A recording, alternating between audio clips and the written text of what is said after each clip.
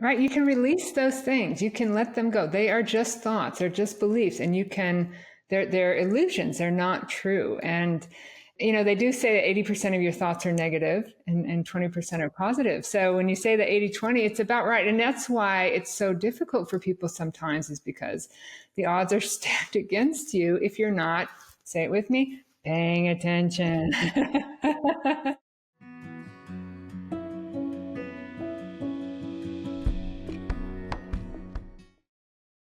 Hi, welcome to another episode of Pay Attention, where we're learning the importance of paying attention to what you're creating, because you're really creating from the inside out.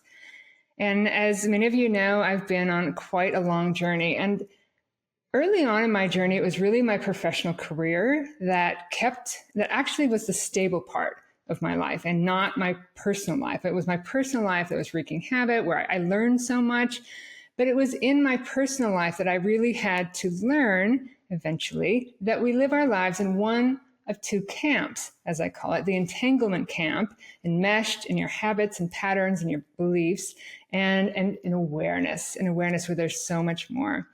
And today I have an amazing guest who found herself stuck like I was, and came to the same conclusions, but through the corporate world. And I love that. I love the fact that these pointers, everything seems to point back to finding that clarity, that positivity, and paying attention to the stories you're telling yourself and believing. So I'm happy to introduce the CEO of InFirst Consulting, Jamie Diglio. Jamie, welcome so much.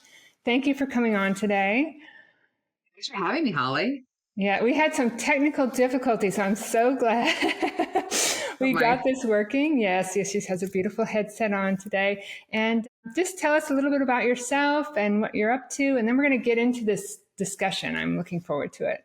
So I'm the CEO of InFirst Consulting. So what I primarily do is high performance coaching and training for leaders and teams. I work a lot with sales teams. I work with technology teams, and so I'm happy to be here. Yes, and so I talk about, the entanglement camp versus the awareness camp, and for you, it's the war room versus the win room. I love that, the win room. So tell us a little bit about the win room. Sure. Well, in order to talk about the win room, I have to first talk about the war room. Of course. And so this was, really what I do today is I created what I needed as a leader that I didn't see that was available. And so I was someone who was very successful in sales and leading teams. And what sort of happened to me, which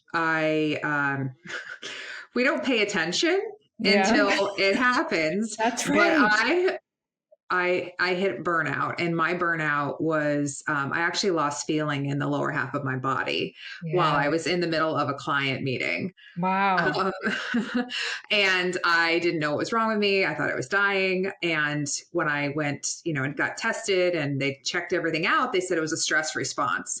So it was in that moment that I realized that I was actually living in a war room. And when I I'll describe the win room, but first the war room is, if you think about, we have two rooms. You say camps, I say rooms in our heads. And on one side, we have our war room. It's where we work against results. It's where we doubt ourselves, we self-sabotage, we focus on our weaknesses. You focus on the one thing that people say you did wrong versus the 99 that you say you did right. So we are, as humans, understanding, our brains, and we're wired to actually live there. And so most of us live there. And what my programs do, what I do, and through my own journey, I had to learn how to shift into the win room, which stands for what I need. It's where we're clear on our goals, our values, our direction, our strengths. Right. And so it's helping people to make that shift. And most can't, because they haven't built out their win room yet. Well, let's just take a moment, time out, to talk about the war room. And so, and you're absolutely right. For me, it was a rock bottom at age 34 personally. and for you it was professionally, and why, and hopefully if people start to listen, and you can pay attention at any time, right? Wherever you're at. You don't have to hit rock bottom to start to do that. You don't have to have, and your body will, the body certainly keeps score. It will, if you think you're going along and you're like fooling everyone, you're not, right? And so yeah, this what I call the entanglement camp is from your conditioning and from when you're really young, and we don't question those things until we have to, and so that's why I wish we were taught this earlier, that the importance of paying attention to those stories and actually questioning those. So when do you teach your leaders, your corporate leaders, to question? Is that one of your strategies? Yes, because our brains lie to us. They do, yeah. Well, they Oh, participate programming, right? And they're right. It's we're in a pattern, and a so loop, it's a right? loop, right? So we're in a programming, and Yeah. so it's the key is right to notice it first. Exactly. So And yeah, yeah, that these aren't, just because it's firing in your head doesn't make it true. And for some correct. reason, we think that it does. Right, and it's having tools to be able to notice it and then catch it, and then reframe this, the thought. Right. So that, but yeah, it's not taught, and so what we know, or I know, from and too from working with so many people. But this is a skill, that everybody needs to learn because it Everybody has the just capacity to learn it. It's the human condition. It's basically the right, human condition. right. And yeah, everyone has a capacity to pay attention. And that's for you. What does WAR stand for again? Well, depends on who I'm talking to, but working against results. I Okay. also say when I'm talking to leaders, I say it's working against revenue because all of them want to know about revenue. And I'm like, well, when you're in the war room, you're working against the revenue that you're trying to Right. produce. So Right. that usually gets them to pay Pay attention. attention. I love that. I love that. Yeah, everyone wants to do well, right? Everyone. Right. It's great. This is, because I come at it from a more of a spiritual piece, and and wanting to find that peace, but also everyone. It works. Paying attention works whatever aspect of your life you want to improve. So Yes, so absolutely. yeah, yeah. So for me, I talk about the monkey mind, and I'm sure you've heard of it, Mhm. where we can be going along doing well, and this thought will come in your head, and you'll grab onto it, and you'll wrangle around with it, and all of a sudden, that is everything you believe, and your body's responding. And what do you tell people? How do you get out of that war room?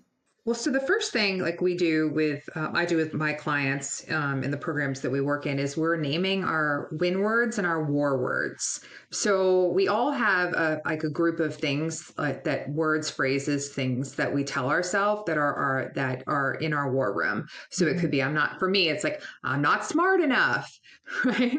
I'm not doing enough, like enough with enough. But Nobody like we wants to all listen have to me. Yeah. right. And like, I'm not capable. Like, I shouldn't be doing this, whatever. So we all have these, to your point, we all have these thoughts that really, they start from when we're younger. They do. Like, I always joke like that my not being smart enough was because I didn't do well in school. And it was sort of this story I always had that I wasn't smart enough. Mm-hmm. But what we do is we actually, have people think about what those words are. They write them down, right? So we actually have the data. Yeah. And so we know, and I mean, most people, they're pretty, I work with a lot of people that have been really successful on the outside. But the challenge is that they're drowning on the inside because they don't know how to Yes. manage here. They don't know how to manage their war room and their win Yeah. room.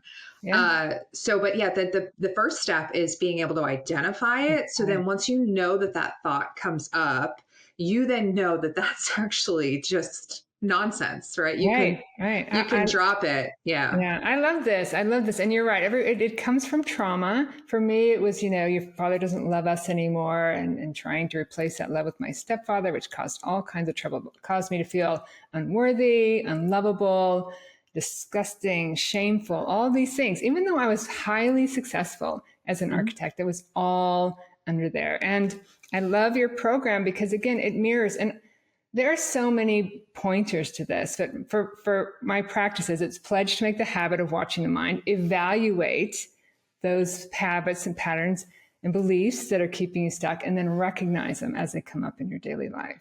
So same, right? It's the same. As you said, it works. I'm so excited about this. It works. The brain works the same for everyone. So Right. I'm sure you're getting wonderful results. You're obviously getting people from their war room into their win room.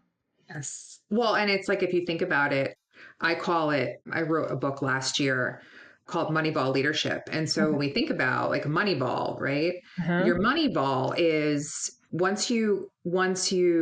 help you build out your win room, which is your strengths, your values, your direction, your goals, all the things that most people don't have answers to, by the way. Okay. Whenever you talk to people and they say that they're dissatisfied with their life, their career, whatever, and you say, okay, well, what would satisfaction be? 99% of them say, I don't know. That's so interesting. I get this saying when I ask them what self-compassion would be, right? They're so busy in the war room. There's no time to think about that. So strengths, goals, values are the foundation. So what we're aiming to do to build out our win room is we're really honing in on your 20%. So your 20% is what I call your money ball. Okay. And so your money ball, right, is so the goal is that we can hone in on your 20%, which makes you uniquely you. Okay. And then what we do is we learn how to drop the 80% that is weighing you down. So powerful. Because that's why people are exhausted and going in circles. Because they're trying to be everyone else instead of being their unique self. And once we get them honed in on their 20%, the results just go really fast. So, but it's like this acknowledgement that, oh, I don't actually have to do all those things. I need to lean into who I uniquely am. Right. You can release those things. You can let them go. They are just thoughts. They're just beliefs. And they're illusions. They're not true. And they do say that 80% of your thoughts are negative and 20% are positive. So when you say the 80-20, it's about right. And that's why it's so difficult for people sometimes, is because the odds are stacked against you if you're not, say it with me, paying attention. Right. Well, but not only like that the thoughts are negative, but I think it's like 95% of the thoughts that we had yesterday, we have again today. So we're not just yesterday, over and over. That's the being on that hamster wheel and using all your energy.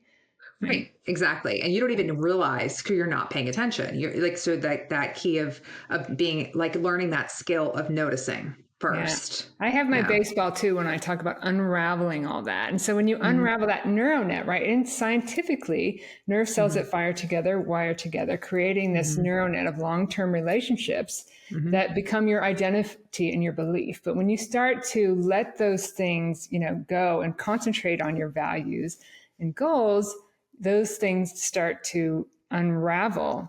And in the practices I teach, it goes instead of going to a win room, it goes to a more spiritual aspect of love, locating that space between your thoughts, emotions, and feelings, and exploring that. So there's so much you can do when you start to pay attention. Right. So tell me about some of your wins, or how long have you had this win room? And I think it's exciting. So I actually did this quite backwards, which I realized is actually everything happens for a reason. And so when this happened to me this was exactly 10 years ago. It will be 10 years ago next month. Okay. So well, hopefully we'll post it, or this episode will come out for your 10-year anniversary. I know. 10-year anniversary of your legs going numb. My kids were little, and back then, 10 years ago, it might seem really surprising, but we didn't like talk about burnout. Burnout's like something that people talk about all the time now. It's like kind of a standard thing. Right. But back then, I didn't feel comfortable telling people what was going on. And so I Mm. was the breadwinner. I had 2 young kids. My Wow. husband's a teacher and a coach. And I was like, I need to figure this out. I Wow. need to figure out. And so when the representation, we talk about how the body keeps score, Hmm. this actual like losing feeling in my lower half of my body, it was a representation that I didn't know where I stood. I lost Okay. myself. Right. Yeah. I Right. didn't have my grounding, my foundational footing, because I was in an environment where, and this is like very common in corporate America, is that we're Mhm. trying to make everybody the same. And the challenge is because we think it's like easier to scale and sort of we want everybody to be the same. And the problem with that is that everybody's different. And so what now looking back at it is they're actually this sort of historical outdated way of motivating and driving your workforce. It makes Mhm. good people average because you're trying to make them good across the board instead of trying to figure out, okay, I've got a team of all these people who have unique strengths, and how do I get them to capitalize on their strengths? Because my strengths are different than your strengths, and then how we can bring those strengths together, that's the win-win. But that's the thing, like that's the hack, is that the way that even today in a lot of organizations, some are waking up, but they're leaving money on the table because they're basically just trying to make everybody the same. And so what I did, because I couldn't really talk about what was happening, but I needed to get myself out of the war room, Yeah. I started practicing these practices that I now teach to teams, to my own team. So I was practicing the whole time when I was in Mhm. my role, trying different things to help them see their unique competitive Yeah. advantages. And Yeah. I saw that when I did this, the results went up. Wow. Wow. Let me just, so you're saying so much wonderful stuff here. So I remember when when I had my big teams, and they, and I'm curious about, and we don't have to dig into about why corporations try to keep everyone the same. But I always felt that, if you raise up everyone, right? And your team is always as strong as its weakest link. So you raise up everyone to find their unique qualities. Mm-hmm. But further than that, I can just see you like going strong and being 1,000% in the corporate world. I don't, we've only met a couple of times, but you're just your energy. And then just like, kind of, like you said, you kind of lost your footing. And why did you feel like you couldn't? I love the way you got yourself out of it, right? By teaching yourself and teaching your team. I think that was amazing. And again, everything happens for a reason. So of course that now has brought you to where you are today. But why did you feel 10 years ago that you really just couldn't talk about it? Because you're a woman in a big corporate organization. I mean, Um, weakness. I mean, I think anything that would make you look like you had, you were damaged was not something that I wanted to, start talking about. So I didn't really talk about what happened to me for a long time. I actually I did my TED talk talking about it in 2023. So that I waited 8 years. Wow, that's amazing. I And it's mean, true. It's yeah. true. And it's still hard. It's not as hard for women today, but the good news is that everyone feels this way, men and women together. Mhm. And men probably show it less than women. It's hard in the Mhm. corporate environment, and Yeah. people trying to get ahead, and there's a lot of big egos there. And so your work in helping people see their strengths, I'm sure Mhm. helps to grow confidence in your team, and then of course the Mhm. bottom line. So Well, and it's also a bit of, you know, I've learned that it's like you kind of have to hide the vegetables, meaning that the outcome, like talking primarily about the outcome. So, what happens when we get people in the win room is we help them perform at peak potential. And it's because they know their money ball, they know their winning formula. And so they're like they're like, you look at them and you're like, oh my gosh, like they're confident, they're communicating with clarity, like they are like on it.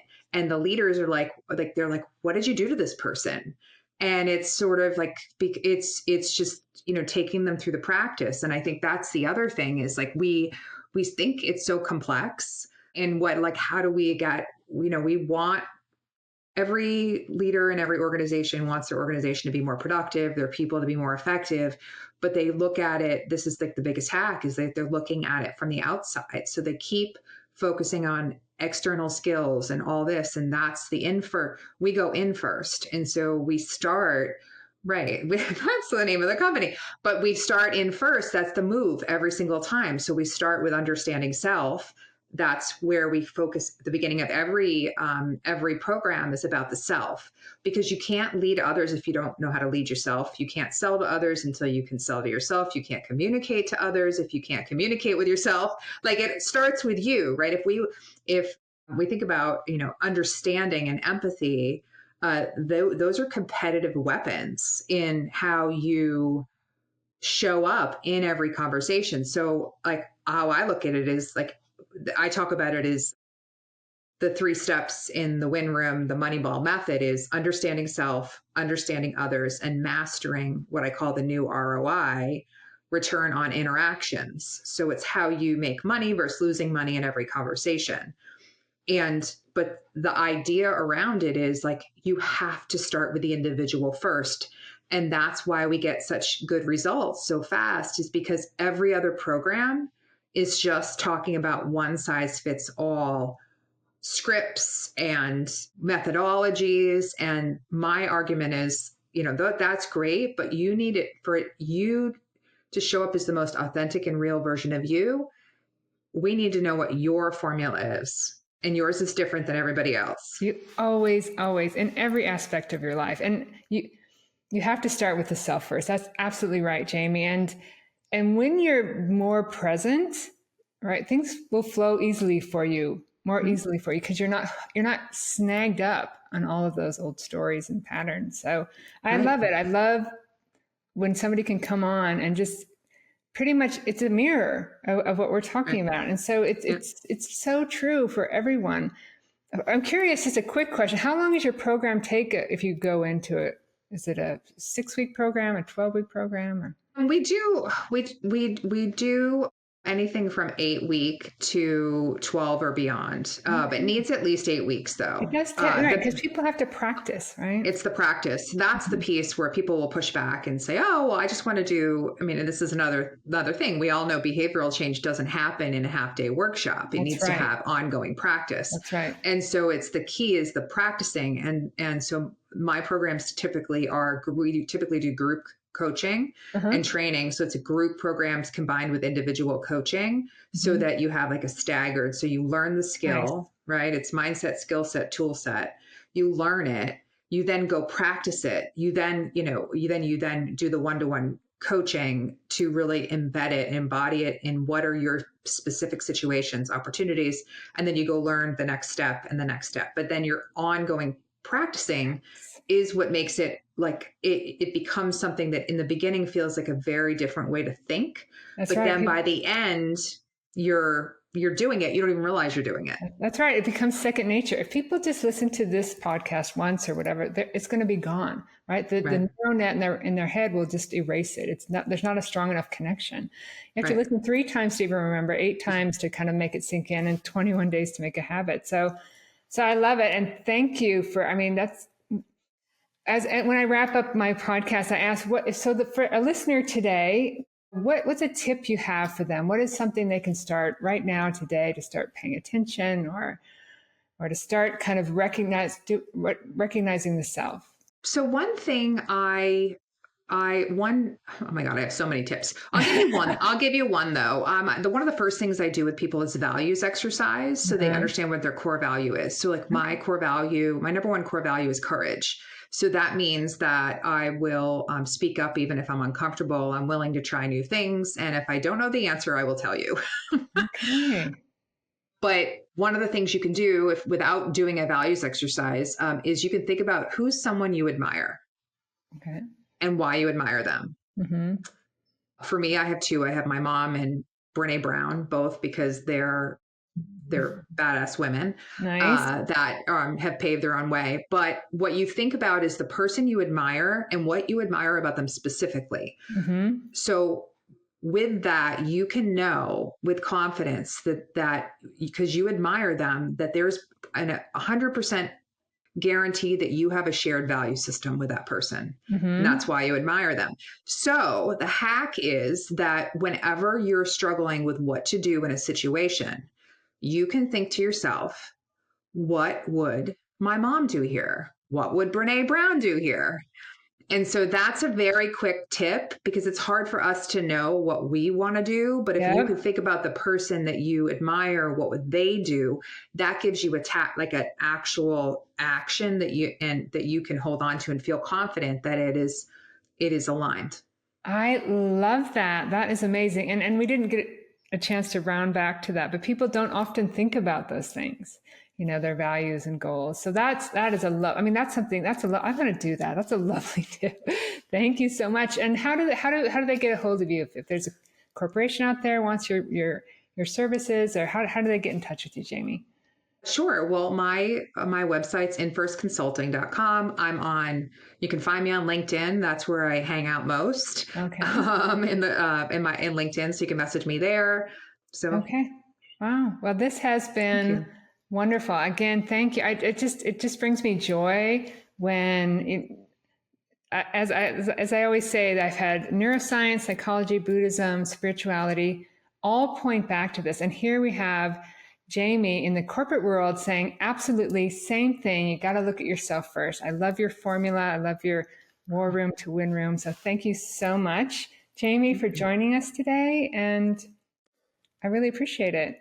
Thank you. It was so fun. It was Thanks for fun. having Now me that once we on. got the technology working, it was a lot of fun. So hopefully everyone else listening to this, if you're listening to this today, you had as much fun as we did. But yeah, it's always practice. So it's paying attention, it's practice, it's getting to know yourself. So thank you so much for listening. And I hope to see you at another episode of Pay Attention.